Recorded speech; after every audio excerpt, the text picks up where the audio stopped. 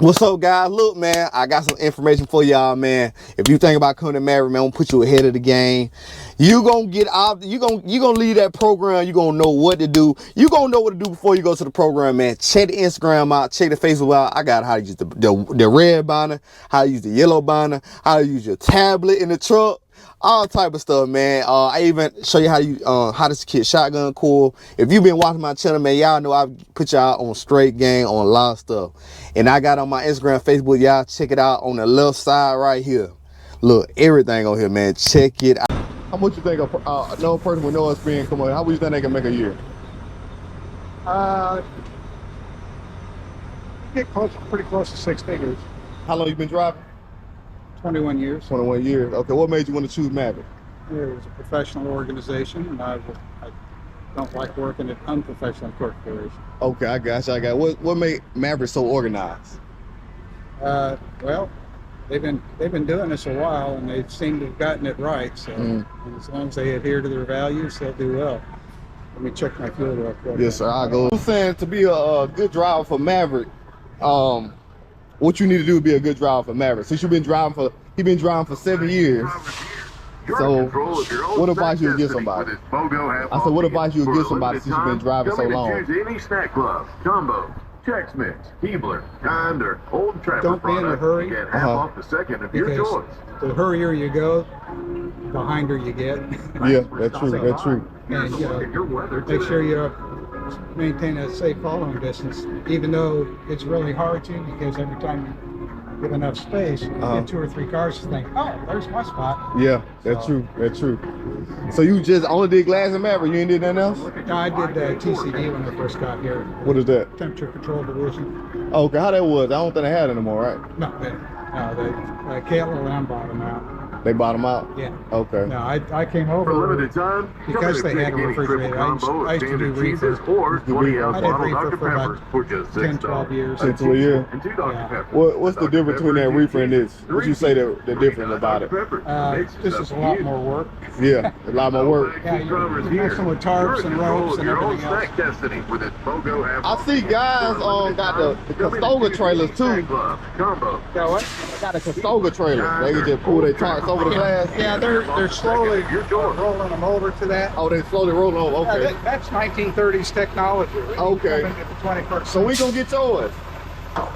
We don't get to keep a trailer. They just send us to pick up the load, and whatever trailer it's on, that's what we deal with. So I'd like to have a nice Conestoga where I can take care of it and all that stuff, make sure it stays clean. Yeah, because a lot of times guys get busy and stuff, and they forget about the cleaning up after themselves. So, Yeah. Okay. Where you going with this load? Dallas. Dallas. Okay. What time you got to be there? Tomorrow morning. You said what? Tomorrow morning. Tomorrow morning. Okay. But I'll get there this afternoon. This afternoon. Okay. That way I get a break in before I unload.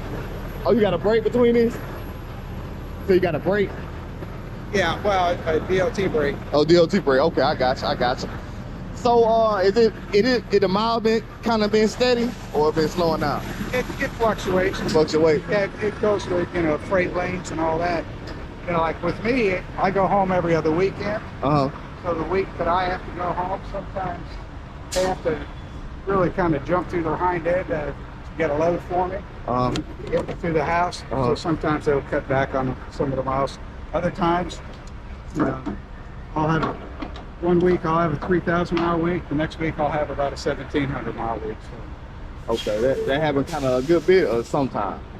It's kind of like I said, it fluctuates. It fluctuates. So they do that at 1,700 mile week because they trying to get you home. That's why they do it like that. Yeah. Okay. Yeah, and it's not that they plan on giving me a 1,700 mile week. It's just that they got to look and see what loads are available to minimize deadhead time and all that stuff. Okay, that makes sense. How you feel about going to Canada and stuff? I go to Canada all the time. The only problem is they only like to send me up there during the winter. Oh, really? Yeah, they only got 2 seasons up there, winter and construction.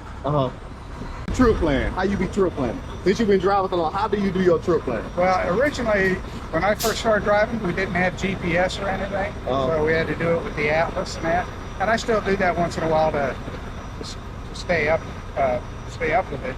But most of the time, my trip plan I do in the on my GPS.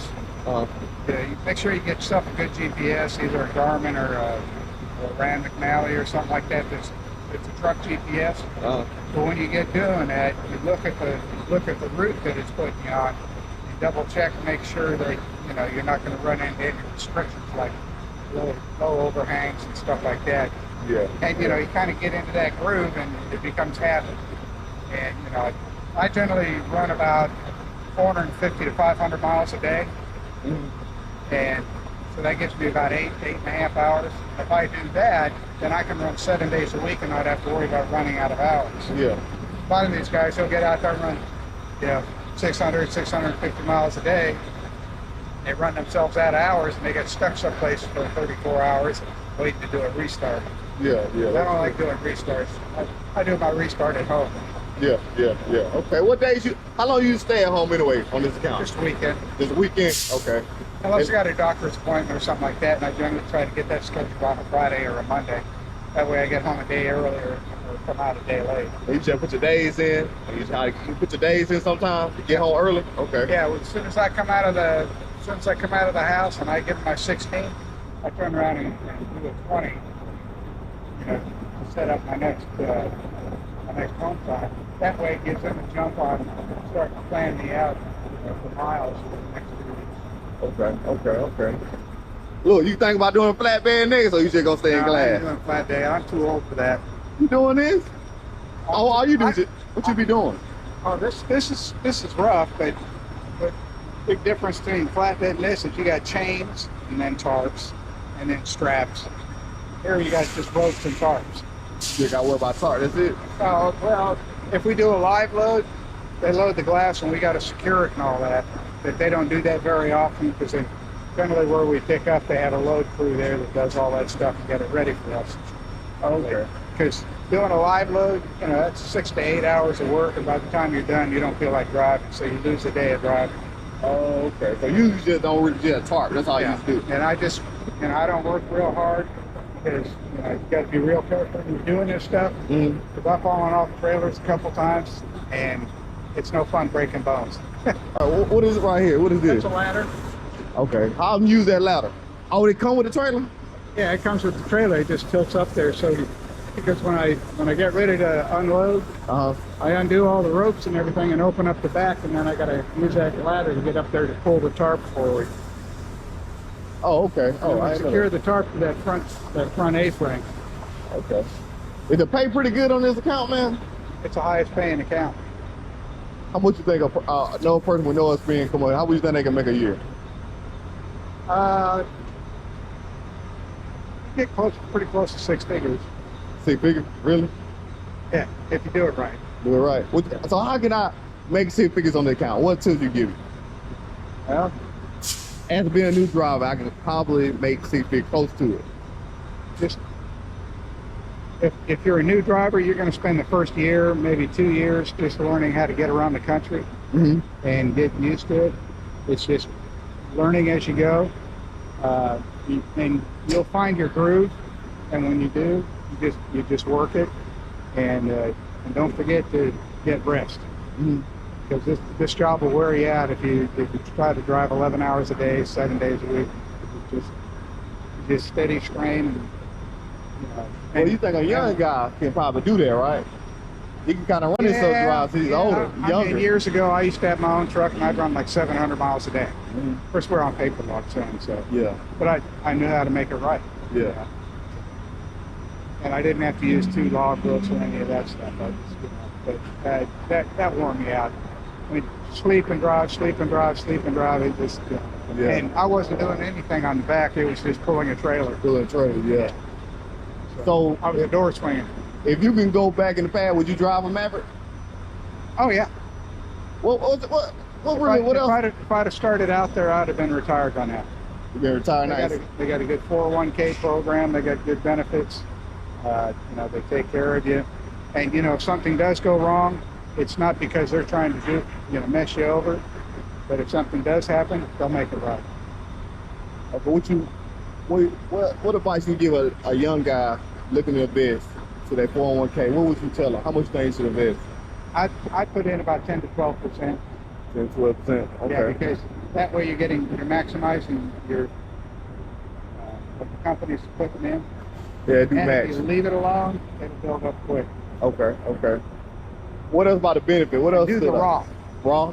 Yeah, that way they don't tax whatever you get at the back end. They tax, they use after-tax money to put in on.